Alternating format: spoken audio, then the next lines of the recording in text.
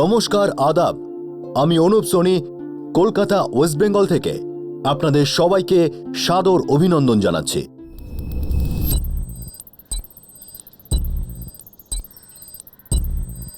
কত time waste হয় ভাই। এইসব জিনিসে কোনো লাভ হয়েছে কি? আজ পর্যন্ত এরা কোনো বম প্ল্যানকারীকে কি আদৌ ধরেছে? অযথাই আমাদের মতো সরল মানুষদের বিরক্ত করে। এখন যেটা হওয়ার সেটা তো হয়ই, ঠিক কি না? এইসব জবরদস্তি লোক দেখানো জিনিস। সরি স্যার, এই ধারণাটা ভুল। আমরা যদি চেকিং না করি আর কিছু ঘটে যায় তখন আপনারা কি বলবেন? এটাই তো, যে চেকিং করিনি আর বোম ব্লাস্ট হয়ে গেছে। আপনি তো সিকিউরিটি এক্সপার্ট, আপনারা সব জানেন। এটা তো কমন সেন্সের ব্যাপার যে বোম রাখবে সে কি এই রাস্তা দিয়ে যাবে? কখনো না। কিন্তু এই রকম চেকিং বোমারকে চাপে ফেলে দেবে, ওর পথ বন্ধ করে দেবে আর ওর ধরা পড়ে যাওয়ার বিপদ বাড়িয়ে দেবে। আর এটাও কমন সেন্সের ব্যাপার যে উগ্রপন্থী যতটা চাপে থাকবে আপনারাও ততটা সেফ। একটা বম ব্লাস্ট আর আমরা সবাই পুরো সুরক্ষা ব্যবস্থাকে কাঠগড়ায় দাঁড় করিয়ে দিই। এটা সাংঘাতিক প্যাটার্ন হয়ে গিয়েছে। সন্ত্রাসবাদ আমাদের এতটা ভীতিপ্রদ করে দিয়েছে যেন আমাদের শক্তি, আমাদের বুদ্ধি, আমাদের বিচার সবকিছু পঙ্গু হয়ে গিয়েছে।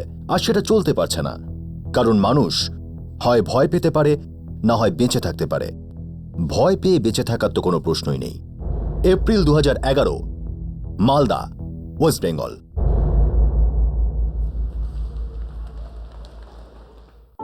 শূন্য জেঠা গৃহের প্রাচীর। ঠিক আছে, তাহলে আজকে আমরা রবীন্দ্রনাথ ঠাকুরের একটা কবিতার চর্চা করব। হ্যাঁ, চিত্ত জেঠা ভয় শূন্য, উচ্চ জেঠা শির, জ্ঞান জেঠা মুক্ত জেঠা গৃহের প্রাচীর। তো উইকেন্ডে জগন্নাথপুর মা বাবার কাছে? না বাবা, আমি একাই ঘরে বসে কোনো বই পড়ে নেব। জগন্নাথপুরে গেলে না বাবা মায়ের গান শুরু হয়ে যায়। তোর জন্য একটা ছেলে খুঁজতে হবে, তোর বিয়ে দিতে হবে অনু, এখনই দিতে হবে অনু, বিয়ে অনু। তা করে নাও না বাবারে। বিয়ে, এতটাও খারাপ ব্যাপার নয়। নিজের জন্য লাইফ পার্টনার খুঁজেই নাও, নতুন লাইফ পার্টনার। আমি নিজেকে সময় দিতে চাই। অনু, সময় দেওয়ারও সময় সীমা হয়, তারপর মিটমাট করতেই হয়। সবাইকে করতে হয় অনু। কিছু মানুষ হয় যারা আমাদের জন্য নয়, যেমন অমিত। অমিত তোমার জন্য তৈরিই নয়। Just accept it. ওয়াই? মানুষ মিটমাট কেন করে? স্মৃতি, সেসব পুরনো স্মৃতি। পুরনো স্মৃতি ভোলার জন্য নতুন স্মৃতি বানাতে হয় অনু। No choice. ট্রাই করছি, আরেকবার শেষ ট্রাই করব। Sounds good. চলো।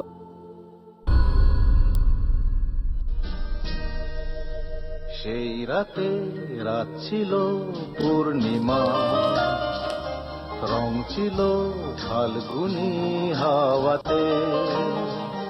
সেই রাতে রাত ছিল পূর্ণিমা। আমি চিনি গো চিনি তোমারে, ও গো বিদেশিনী। আমি চিনি গো চিনি তোমারে, ও গো বিদেশিনী। তুমি থাকো সিন্ধু পারে, তুমি থাকো সিন্ধু পারে, ও গো বিদেশিনী। Good morning. কি ব্যাপার, আজ চায়ের সাথে বিস্কুটের বদলে রোম্যান্স? কাজে যাবে না আজ? ইচ্ছেটা কি? উদ্দেশ্য তো কাজেরই, কিন্তু সংস্কৃতির। তুমিও না? দেখেছি মাধবী রাতে তো।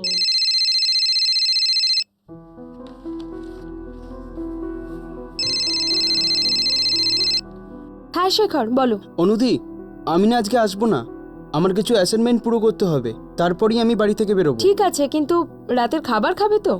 দিদি, আমি শিওর বলতে পারছি না, কিন্তু আমি তোমাকে ফোন করব। সন্ধ্যাবেলাতে তোমায় ফোন করি, ইয়েস আর নো। ঠিক আছে? দে আমাকে দে।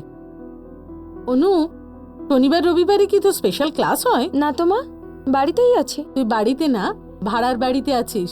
তোর বাড়ি এটা, যেখানে আমরা পুরো সপ্তাহ তোর জন্য অপেক্ষা করি। মা প্লিজ এই ড্রামা ক্রিয়েট করো না। আমার অনেকগুলো পেপার কারেক্ট করার ছিল, তাই আসিনি। নেক্সট উইকে আসবো পাক্কা। কিন্তু সেটা তো তুই এখানেও করতে পারতিস মা। বললাম তো আসবো, নেক্সট উইক পাক্কা আসবো। বাবা তোর কথা খুব মনে করে মা। আমিও মা খুব মিস করি সবাইকে। বাবা তোর কথা খুব মনে করে মা। আমিও মা খুব মিস করি সবাইকে।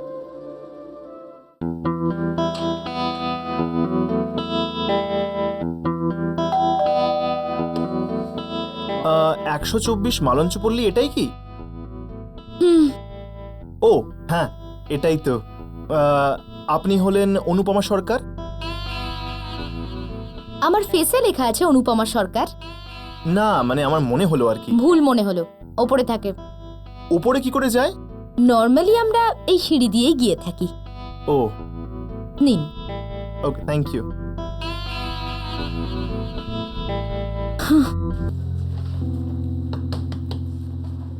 আপনি অনুপমা সরকার? হ্যাঁ। এটা আপনার পার্সেল, এখানে সাইন করে দিন।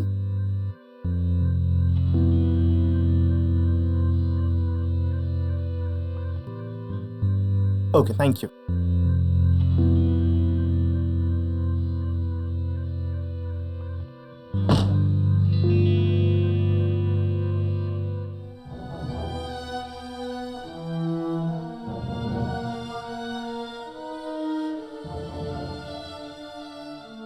যদি তোমার কোনো জিনিস কোথাও থেকে থাকে তাহলে আমি কুরিয়ার করে দেব। আমি তোমার কোনো জিনিস নিজের কাছে রাখবো না।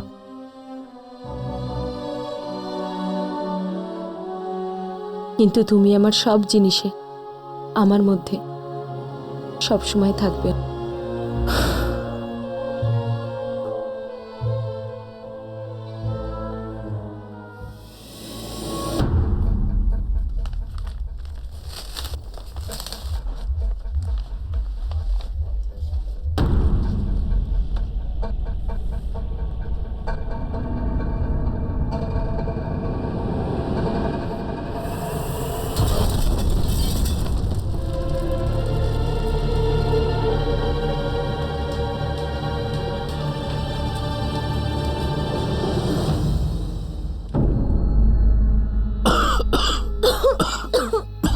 কি হলো বলো তো? জানি না, কিছু দেখা যাচ্ছে না।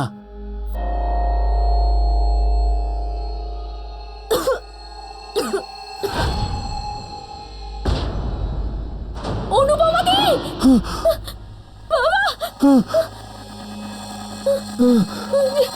অনুপমা, অনুপমা দি! আরে কি হয়ে গেল?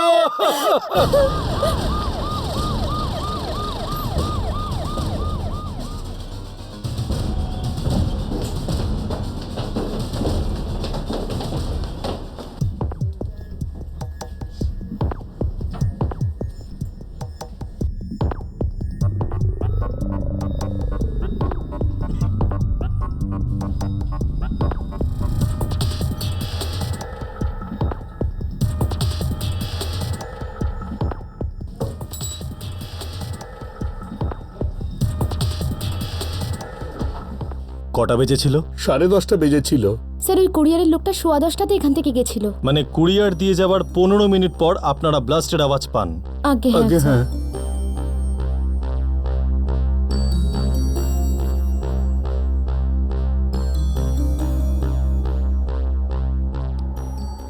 স্যার গত 6 মাস অনুপম আমাদের এখানে ভাড়াটে ছিল।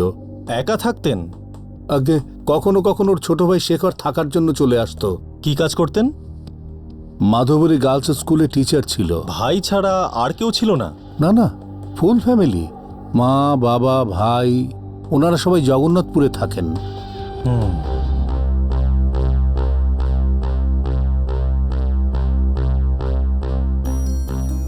এখনো পর্যন্ত যতদূর মনে হচ্ছে এটা হলো IED, improved explosive device. Sir এই আইইডির ব্যবহার তো মাওবাদী আতঙ্কবাদীরা করে। মালদার ইংলিশ বাজার এলাকার পাশে মালঞ্চপল্লীতে অনুপমার বাড়িতে একটা পার্সেল কুরিয়ার হয়, আর তার ভিতরের বম অনুপমার জীবনটাকে শেষ করে দেয়। এই ধরনের এক্সপ্লোসিভ পশ্চিমবঙ্গের নকশালবাদীরা ব্যবহার করে থাকে। এখন অনেক প্রশ্ন উঠছে, অনুপমা কি নকশালদের শিকার হয়েছিল? যদি হ্যাঁ, তাহলে কেন? স্যার এক্সপ্লোসিভ এত জোরালো ছিল যে ইমিডিয়েটলি হার্ট ফেল হয়ে যায়। আর হাতে পায়েও কিছু আঘাত পেয়েছে। যদি সেই সময় ওই রুমে অন্য কেউ থাকতো তাহলে সেও হয়তো মারা যেত। কিন্তু সেই সময় ঘরে মেয়েটা ছাড়া আর কেউ ছিল না, আর একটা মেয়েকে মারার জন্য গোটা বোম। আশ্চর্য, হয় অ্যাড্রেসটা ভুল ছিল, নয়তো বোমটা ভুল ছিল। কিছু তো ভুল ছিল ডক্টর, কিছু তো ভুল ছিল। কিন্তু সেই সময় ঘরে মেয়েটা ছাড়া আর কেউ ছিল না, আর একটা মেয়েকে মারার জন্য গোটা বোম। আশ্চর্য, হয় অ্যাড্রেসটা ভুল ছিল, নয়তো বোমটা ভুল ছিল। কিছু তো ভুল ছিল ডক্টর, কিছু তো ভুল ছিল। Confirm IED. টার্গেট এটা ছিল যে বুক খুললেই ট্রিগারে চাপ পড়বেই, আর একটা বিশাল বড় বিস্ফোরণ। পার্সেল অনুপমার নামে ছিল, মানে ওনার বাড়িতে বোম পাঠানো হয়েছিল ওনাকে মারার জন্য। এরকমই তো মনে হচ্ছে। আচ্ছা, যেই আইডিটা ব্যবহার করা হয়েছিল সেটা প্রফেশনাল ধরনের না কাঁচা হাতে তৈরি? Professional, very professional. এটা হলো আমাদের নকশালীদের ফাইল। লাস্ট 6 মাসে যেখানে যেখানে নকশাল আর মাওবাদীরা এই আইইডি ব্যবহার করেছিল সেটা একদম এই আইডির সাথে মিলে যাচ্ছে। মানে এটাতে একটা নকশালদের অ্যাঙ্গেলও হতে পারে? নিশ্চয়ই হতে পারে। আর এই কুরিয়ার কোম্পানি, এটার ব্যাপারে কিছু জানা গেল? সরি, ব্লাস্টে কুরিয়ারের রসিদের অংশটা খুব বাজেভাবে পুড়ে গিয়েছিল। যেটা চেষ্টা করা হয়, কিন্তু পেপারটা পুড়ে গিয়েছিল। ঠিক আছে, ওই কুরিয়ার বয়ের একটা স্কেচ তৈরি করো। নিজে ধরা দিলে ঠিক আছে, না হলে খুঁজে বার করো। আমার মেয়ে সাধারণ স্কুল টিচার ছিল। বিস্ফোরণের জন্য যে বোমটাকে ব্যবহার করা হয়েছিল সেটা কোনো অ্যাঙ্গেল দিয়েও সিধা সাদা ছিল না মিস্টার সরকার। স্যার, আপনি অনুপমাদির ওপর ডাউট করতেই পারেন না। ও খুবই ক্লিন লেডি ছিল। এই 6 মাসে এখানে কে কে দেখা করতে এসেছেন? এক আধবার ওর মা বাবা এসেছিল, ওর সঙ্গে দেখা করে চলে যায়। স্যার, আমি আপনাকে যেমন বলেছিলাম, অনুপমাদির ছোট ভাই শেখর এখানে আসা যাওয়া করত। ও এখানেই পড়ে বলে এখানে আর বাড়ির মধ্যে আপ ডাউন করে। আর কেউ?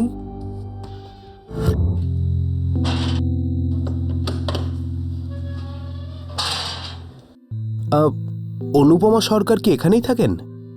হ্যাঁ, ওপরের ঘরে। ধন্যবাদ। স্যার, আমি অনুপমাদির মা বাবা ভাইকে ছাড়া ওই লোকটাকে 2-4 বার দেখেছি। শেষবার ওই লোকটাকে কবে দেখেন? এই প্রায় 6 সপ্তাহ আগে। কে ছিল লোকটা? No idea sir.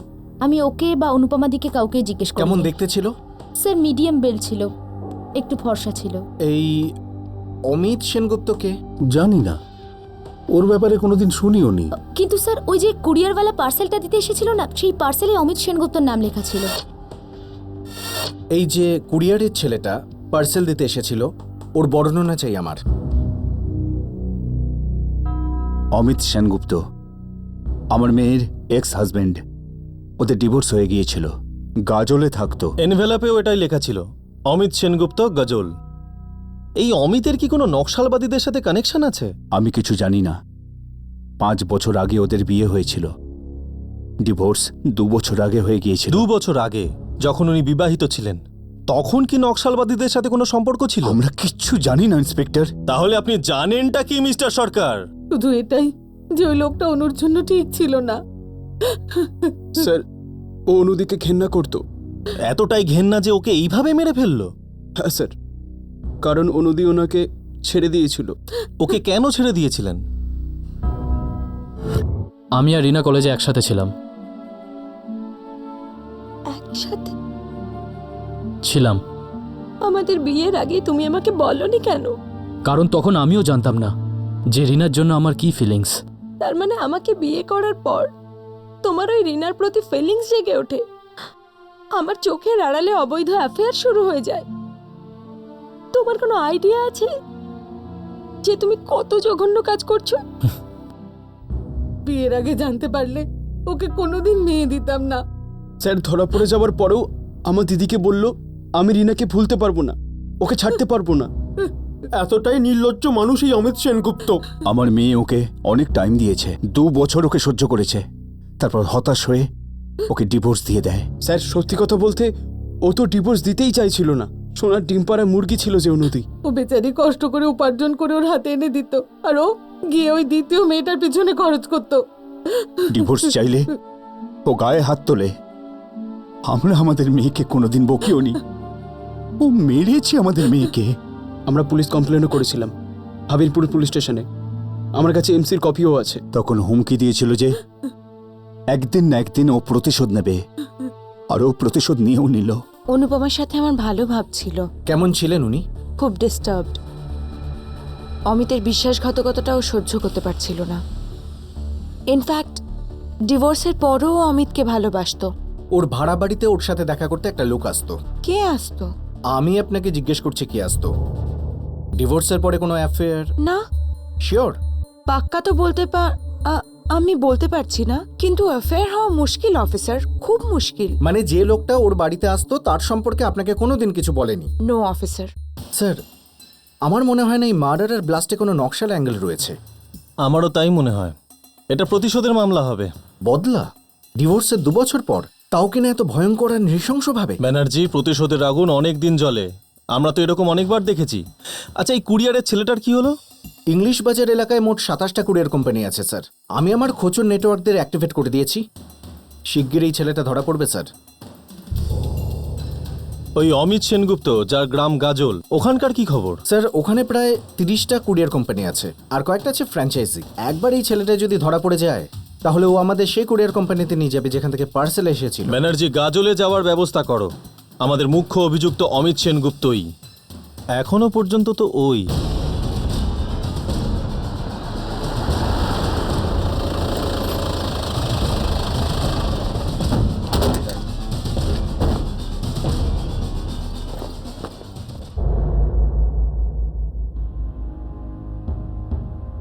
হ্যাঁ, আমি শুনেছি অনুপমার মৃত্যুর ব্যাপারে।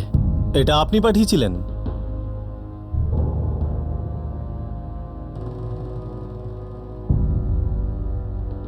দেখুন, আপনি এটা কি বলছেন? গত সপ্তাহে রিনা নামের মেয়েটির সাথে আমার আশীর্বাদ হয়েছে, আর আমি আমার জীবন নতুনভাবে শুরু করছি। রিনা আর তোমার তো বিয়ের আগে থেকেই সব শুরু হয়ে গেছিল। তাহলে নতুনভাবে জীবন শুরু করার কথা কোথা থেকে আসে? গত 2 বছর ধরে অনুপমার সাথে আমার কোনো কন্ট্যাক্ট নেই, আর আমি শুধু ওই চ্যাপ্টারটাকেই না, পুরো বইটাকেই বন্ধ করে ফেলেছি। বোমটা বইয়ে ছিল, বইটা খামে, আর খামের ওপর তোমার নাম। বই বন্ধ করার কি অসাধারণ কৌশল! বেশ তো, বাহ। তুমি আমাদের মেয়েকে ধোঁকা দিচ্ছ অমিত, আর আশা করছো যে আমরা তোমায় সাই দিয়ে চুপ করে বসে থাকবো? আপনার মেয়ের কোনো জিনিসের অভাব নেই, আর তাছাড়া আমি অনুকে ছেড়ে দিয়ে তো অন্য কারোর সাথে থাকছি না। স্ত্রীর সম্মান আছে ওর। ভীষণ দয়া তো তোমার, রাইট?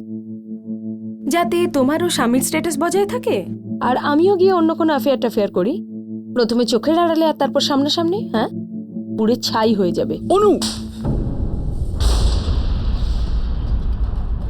বেশি হিরোগিরি করবেন না। অনুদিক আপনাকে ছেড়ে দিয়েছে, শুধু ডাইভোর্স বাকি আছে।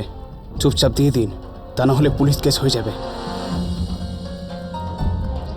খুব খারাপ হবে অনু, খুব খারাপ, খুব পস্তাবে তুমি।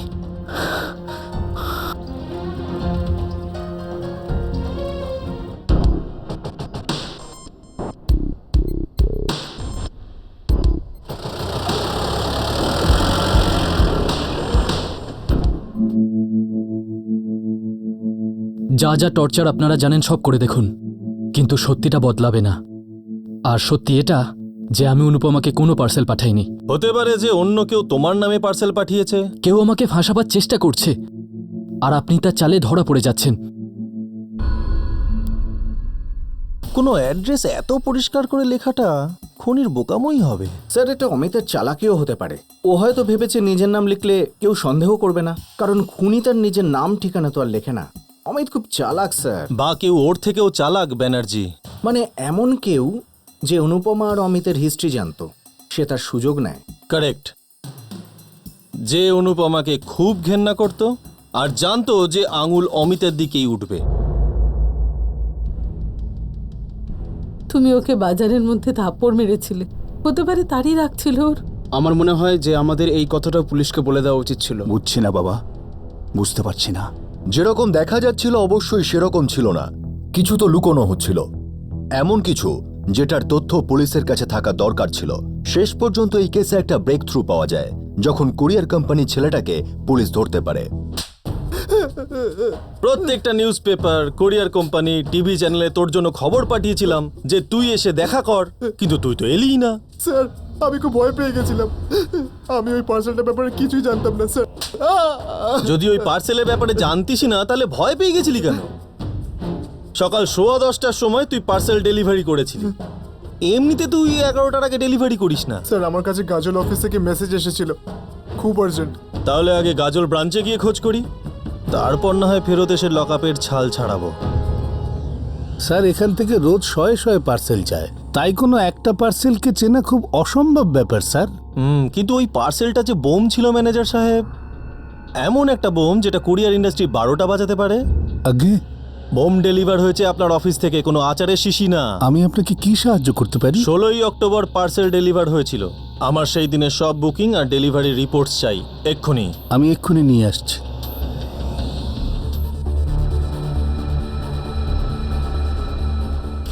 16 তারিখের ডেলিভারির জন্য বুকিং কবে করা হয়ে থাকবে? স্যার 13 তারিখ অথবা 14 তারিখ ব্যাস। এই দুদিনই কেন? স্যার ডেলিভারির জন্য আমরা 3 দিন নিয়ে থাকি, আর যদি আর্জেন্ট হয় তাহলে 2 দিনে ডেলিভারি করে দিই, কিন্তু তার জন্য এক্সট্রা চার্জ লাগে।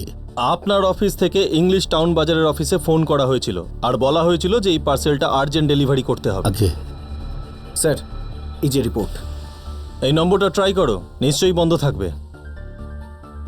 কারেক্ট স্যার, ডিঅ্যাক্টিভেটেড রয়েছে। অমল চ্যাটার্জি, উনিই বুকিং করিয়েছিলেন না? আগে হ্যাঁ স্যার। ওনাকে ডাকুন। যে পার্সেলটা অনুপমা সরকারের বাড়িতে ব্লাস্ট হয় সেটার বুকিং এজেন্ট আপনিই ছিলেন? হ্যাঁ আমিই বুকিং করেছিলাম, আর আমি কাগজে ব্লাস্টের ব্যাপারেও পড়েছি। আর কাগজে পড়ার পর মৌনব্রত ধারণ করেছিলেন? পুলিশকে ইনফর্ম করার কোনো প্রয়োজন মনে করলেন না? আগে আমি বলেছিলাম ওনাকে। আর স্যার অমল বলেছিল, কিন্তু আমি চাইছিলাম না যে আমরা কোনো ঝামেলায় জড়িয়ে পড়ি। পুলিশ মানেই ঝামেলা? তাহলে আমাদের কেন গালাগালি করেন যখন বাজারের মাঝে বোম ব্লাস্ট হয়ে যায়? আমি ভালো আর আমার বাড়ি ভালো ভাবলে ওদের র্যাডারে একটাই বাড়ির টার্গেট হবে, সেটা আপনার বাড়ি। বোম, সব কিছু শেষ। নিজেরা চুপ থেকে আপনারা আতঙ্কবাদীদের প্রশ্রয় দেন শুধু, আর প্রশ্রয় দেওয়া আর ওদের সাথ দেওয়া একই ব্যাপার, বুঝলেন? আমি বলছি ওরা দুজন এসেছিল পার্সেল নিয়ে।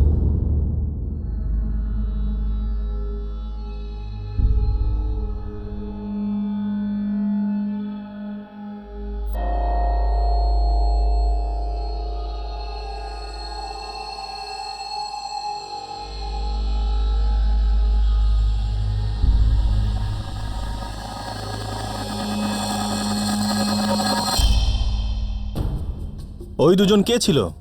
সাহেব আমি তো ওদের নাম জিজ্ঞেস করিনি। একজন মিডিয়াম হেলথের ফর্সা লোক ছিল, দ্বিতীয় যে লোকটা ছিল তার হাইট এতটা ছিল আর একটু অদ্ভুত দেখতে ছিল। ওর ঝুলপির এখানকার চুলটা এতটা বড় ছিল। দাদা এই কুরিয়ারটা মালঞ্চপল্লিতে কবে পৌঁছবে? যদি আবহাওয়া ঠিক থাকে তাহলে 3 দিনে পৌঁছে যায় পার্সেল। তার আগে পৌঁছতে পারবে না দাদা? আমরা চেষ্টা করব। দাদা একটু বেশি চার্জ নিয়ে তাড়াতাড়ি পৌঁছে দাও না।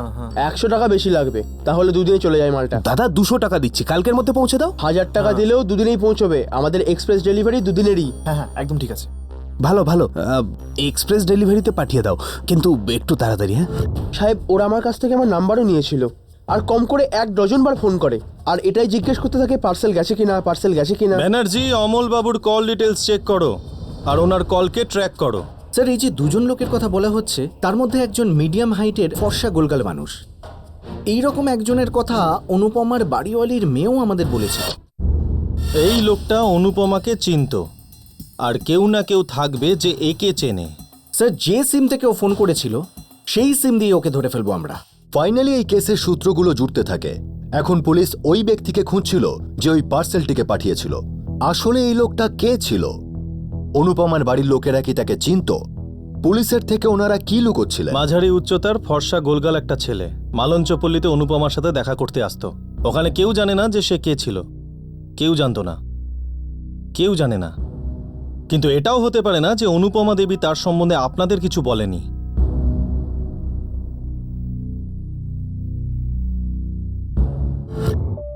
ভাই হ্যালো হ্যালো।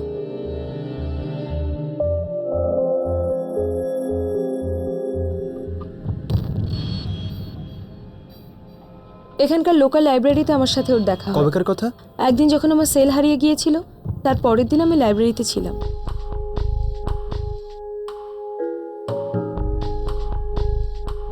মনে হয় আপনি আপনার সেলফোন ফেলে গিয়েছিলেন। Thank you. আমি এত চিন্তায় পড়ে গিয়েছিলাম, আমার সব নাম্বার স্টোর আছে। সেই জন্য তো সামলে রেখেছিলাম, যাতে আপনি আসলে আপনাকে ফেরত দিতে পারি। Thank you very much. আপনার নাম্বারটা রইল আমার কাছে। তো যদি এবার থেকে কেউ আপনাকে ব্ল্যাঙ্ক কল দেয়, তাহলে আপনি বুঝে নেবেন ওই বদমাইশটা কি। আপনি আমায় ব্ল্যাঙ্ক কল কেন দেবেন? আমার নাম বাবু, আর আমার বাবা বলেন বন্ধু আর বই কম হলে কোনো ক্ষতি নেই, কিন্তু ভালো হতে হবে। আপনার বাবা ঠিকই বলেন। তবে আমার খুব কম ভালো বন্ধু আছে, অ্যাকচুয়ালি নেই। আর বইও আমি আজ অবধি কোনোদিন পুরো পড়িনি। এরকম কেন? অপেক্ষা করছিলাম এমন একজন সুন্দর মানুষের যে আমার খুব ভালো বন্ধু হতে পারে, আর একটা গভীর বই। আপনি কি আমার বন্ধু হবেন? দুটো ফিল্মি ডায়লগ মারতে তুমি ভালোবেসে ফেললে ওকে? ওর ব্যাপারে কিছু জানো কি? ও টিভি ইঞ্জিনিয়ার। সেটা আবার কি? টিভি ইঞ্জিনিয়ার কি করে? খুব ভালো কোয়েশ্চেন। টিভি ইঞ্জিনিয়ার বিরিয়ানি বানায়, খুব ভালো, খুব টেস্টি। মজা করো না, বলো তো। হনু, সোজা ব্যাপার। টিভি ইঞ্জিনিয়ার টিভি রিপেয়ার করে। একটা টিভি যদি অসুস্থ হয়ে পড়ে তাহলে আমরা চিকিৎসা করি। এই তুমি আমাকে টিভির ডাক্তারও বলতে পারো। Very funny. ওখানে লাইব্রেরিতে কি করছিলে? আরে বাবা, ওখানে টিভির চিকিৎসা করছিলাম। আর দেখো, আমার নিঃসঙ্গতারও চিকিৎসা হয়ে গেল। হনু, অগ্নিকে সাক্ষী করে তুমি কি আমাকে বিয়ে করবে? আমি সেই আগুনে একবার পুরোপুরি পুড়ে গেছি বাবু। অনু, একটা কথা বলো, যদি আমাদের 5টা আঙুল একরকম হতো তাহলে আমরা একটা বড় অদ্ভুত ধরনের গরিলা দেখাতাম না?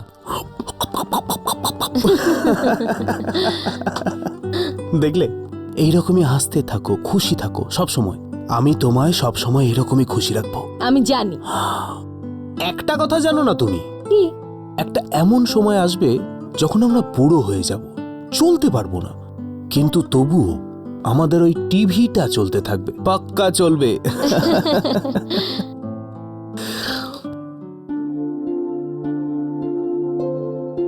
মা, তুমি এই ছেলেটার ব্যাপারে সবকিছু ভালো করে জানো তো? আমায় যতটা বলেছে সেটা তো আমি জানি বাবা। আর আমার মনে হয় যে আমি ওকে ভালোবাসি, আর ও বাসি। অমিতের ব্যাপারে বেশি না জেনেই আমরা তোমার বিয়ে দিয়ে দিয়েছিলাম, আর দেখো কত সহ্য করতে হলো তোমায়, আমাদের সবাইকে। কারোর সম্বন্ধে সবকিছু জানা তো ইম্পসিবল মা। আমরা তো নিজেরাই নিজেদের ব্যাপারে সবকিছু জানি না। অনুদি, এইসব বইয়ের কথা বইতেই ভালো লাগে। এই বাবুর ব্যাপারে তোমার 100% শিওর হতে হবে। এই যে বাবু আছে না, ও একটা ছোট টিভি রিপেয়ারের দোকানে কাজ করে। তাতে কি দোষ? দোষ এটা, বাবুকে 6-7টা টিভি রিপেয়ারের দোকান থেকে বার করে দেওয়া হয়েছিল। আর জানো সেটা কেন? মিথ্যে বলে সেই জন্যে। তাই তো নিজে হাই স্কুল ফেল আর নিজেকে ইঞ্জিনিয়ার বলে বেড়ায়। আর দিদি, তুমি ওর কথায় ভুলে গেলে? পুরোপুরি সার্কিটটাই খারাপ হয়ে গেছে, সোল্ডারিং করতে হবে। এখানে বাবু নামে কে আছে? আমি বাবু। বলুন কি ব্যাপার? আমি অনুপমার বাবা। সরকার বাবু, আসুন না। নমস্কার। শোনো বাবু, আমার মেয়েকে একা ছেড়ে দাও, ও অনেক কষ্ট ভোগ করেছে। বাবা, যা ভোগ করেছে সব ভুলিয়ে দেব, রানী করে রাখবো ওকে। মিথ্যের রাজত্ব, মিথ্যেবাদী মানুষের মিথ্যে রাজত্ব। বাবা, আমার সম্বন্ধে এটা লোকের ভুল ধারণা, আর কিচ্ছু না। সেটাকে দূর করার চেষ্টা করো না বাবু। ব্যাস, তুমি শুধু ওর জীবন থেকে চলে যাও। এটা হতে পারে না। আমরা দুজন একে অপরের সাথে অনেক দূর পর্যন্ত চলে গেছি। কি বললে তুমি?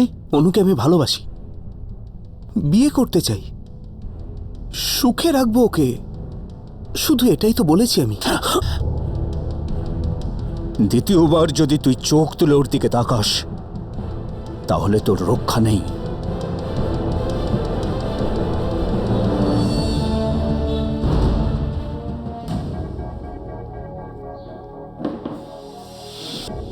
আমি তোমায় তোমার ফোন এই জন্য ফেরত দিইনি যাতে তুমি আমার ফোন রিসিভ না করো। বাবু প্লিজ, তুমি যাও এখান থেকে। মেকানিকের বদলে নিজেকে ইঞ্জিনিয়ার বলে দিয়েছি বলে তুমি আমাকে ছেড়ে দিলে? একটা ছোট্ট মিথ্যে কথাই তো বলেছিলাম আমি। মিথ্যেকে আমি ঘেন্না করি, আর মিথ্যেবাদী মানুষের সাথে আমি কোনো সম্পর্ক রাখতে চাই না। কোনো হরিশ্চন্দ্রের নাতনি নাকি তুমি? আমি কোনোদিন কোনো মিথ্যে বলিনি। বলেছিলে, আমাকে মিথ্যে বলেছিলে। বলেছো ভালোবাসো তুমি আমায়, বিয়ে করবে আমাকে। এটা মিথ্যে ছিল না, কিন্তু তোমার মিথ্যে আমায় সত্যিটাকে দেখিয়ে দিয়েছে। বাস্তবটা তো আমি দেখেছি। ব্যবহার করেছো তুমি আমায়। তার মানে? বিবাহিত ছিলে না? একা ঘুম আসতো না, ঘুমের ওষুধ বানিয়ে গিলে ফেললে আমায়। কি সব বলছো? তোমার শুধু নিজের সেক্সের খিদে মেটানো ছিল আমার সাথে। ছি, আমি যাচ্ছি, আর কখনো আমার পেছনে এসো না। দাঁড়াও, শোনো, আমি তোমার বাবাকে ক্ষমা করে দিয়েছি, এবার তুমিও আমার মিথ্যেকে ক্ষমা করে দাও আর চুপচাপ আমার স্ত্রী হয়ে যাও। অনু, তুমি আমার প্রথম ভালোবাসা, তুমি আমার শরীর নিয়ে খেলে এভাবে চলে যেতে পারো না অনু। আমি বুঝতে পারছি না আমি তোমায় দেখে হাসবো না কাঁদবো। কি নীচ ভাবনা তোমার। আর এমনিতেও একজন হাই স্কুল ফেলের থেকে আর কি আশা করা যায়? অনু,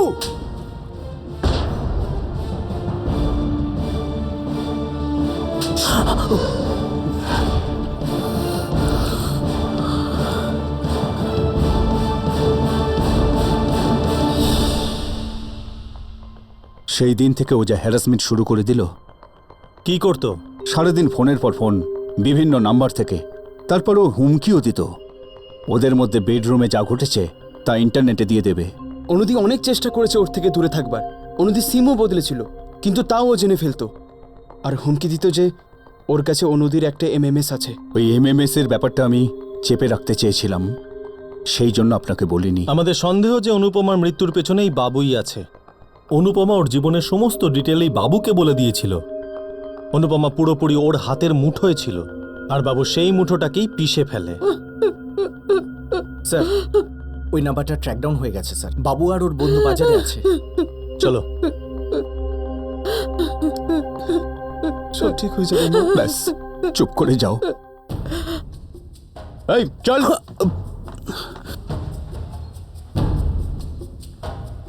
প্রেম, ভালোবাসা, মান, অভিমান সব নিজের জায়গায় দাঁড়িয়ে, কিন্তু এইভাবে কাউকে বোম দিয়ে উড়িয়ে দেওয়া যায়? তোর মাথা কি খারাপ হয়ে গেছিল নাকি? আমার মাথায় ওর থাপ্পড় মারাটা শুনতে পাচ্ছিলাম স্যার, হাই স্কুল ফেল বলাটা শুনতে পাচ্ছিলাম।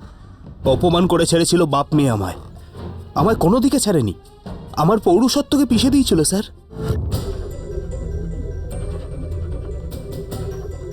এটা কাজ করবে তো না? আরে বাবা, প্রত্যেকবারই তো কাজ করেছে নাকি? একবার টেস্টিং করে নি। হুম।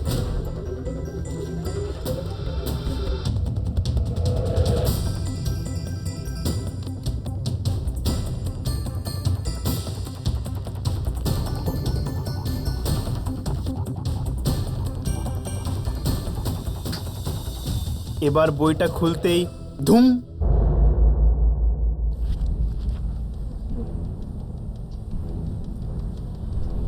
আর এবার টান টান। খুব ভালো, এটা দারুণ জিনিস ভাই।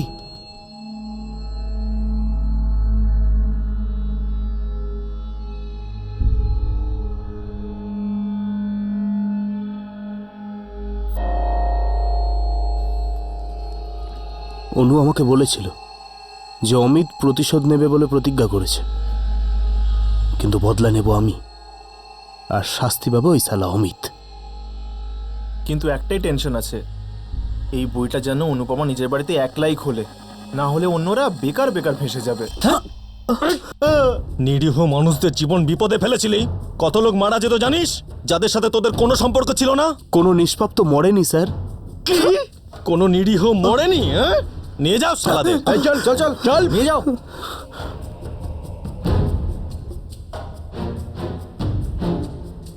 চলো চলো চলো চলো চল। ভেতরে ঢোকো।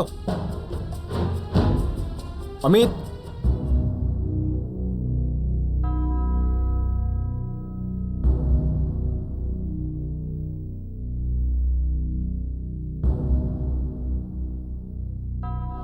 বোমের পার্সেলটা অনুপমার হাতে পৌঁছানোর আগে অনেক হাত হয়ে গিয়েছিল। কারো হাত থেকে ভুল করেও যদি বইটা খোলা হতো, না জানি কত প্রাণ যেত। কিন্তু বোম নিজের ঠিক লক্ষ্যেই ফাটে, অনুপমার হাতে।